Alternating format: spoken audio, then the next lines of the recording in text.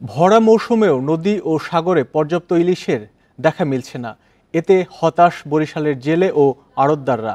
সরবরাহ কম হওয়ায় ইলিশের বাজার চড়া। বর্তমানে খুচরা বাজারে 1 কেজির ইলিশ 1750 টাকায় বিক্রি হচ্ছে।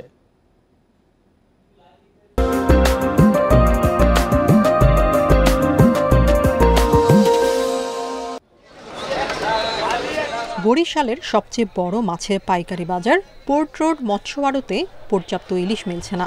আগের বছরগুলোতে মৌসুমের এই সময়ে প্রতিদিন এখানে 400 থেকে 500 মণ ইলিশ সরবরাহ হতো। এখন সেখানে আসছে মাত্র 50 থেকে 60 মণ। লোকালেও মাছ কম, সেজন্য মাছের দাম বেশি। একটা ভোরে 4 লাখ টাকা 3.5 লাখ টাকা খরচা, কিন্তু সে মাছ পাইতে আছে 50,000 60,000 টাকা। তার তো লস, আমাকেও তো লস, তাকে দাদন দিয়ে, কিন্তু তাকেও লস। মাছ বেশি পাইলে মাছের দাম কমে। কিছু পানি বিষাক্ত হয়ে গেছে, আপনার এই যে বিভিন্ন ফিটি এই সমস্ত কারণে নদী তো আপনার নষ্ট হয়ে গেছে। এই জন্য তো মাছ আমাদের এই নদীতে, আমাদের লোকাল নদীতে অনেক মাছ পাইতাম আমরা। এই নদী এইটার মধ্যে অনেক মাছ পাইতাম, তো মাছ নাই, মাছ তো অনেক নামিয়ে গেছে। সরবরাহ কম হওয়ায় মাছের দাম চড়া। বর্তমানে পাইকারি বাজারে প্রতিমণ 500 গ্রামের ইলিশ 53,000 ও 1 কেজির ইলিশ 65,000 টাকায় বিক্রি হচ্ছে। আর খুচরা বাজারে প্রতি কেজি 500 গ্রামের ইলিশ 1400, 1 কেজির ইলিশ 1750 এবং 1.5 কেজি 2200 থেকে 2300 টাকায় বিক্রি হচ্ছে।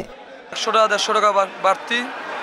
এই যে আপনার 900 গ্রাম 800-900 গ্রাম মাছ, এটা 1600। সাধারণ আয়ের মানুষ বলছেন ইলিশ তাদের ক্রয় ক্ষমতার বাইরে চলে গেছে, আর এতে ব্যবসায়ীদেরও কারসাজি আছে। 4-5 কেজি হবে ঝাটকা, তার দামও 850 টাকা কেজি, যা সাধারণ মানুষের ক্রয় ক্ষমতার বাইরে। বরিশালে ইলিশের জন্য অনেক বিখ্যাত, কিন্তু ইলিশের অনেক চড়া দাম, কেউ কিনতে পারতেছে না। দাম নাগালে রাখতে ইলিশ রপ্তানি না করার দাবি অনেক ক্রেতার। Independent news.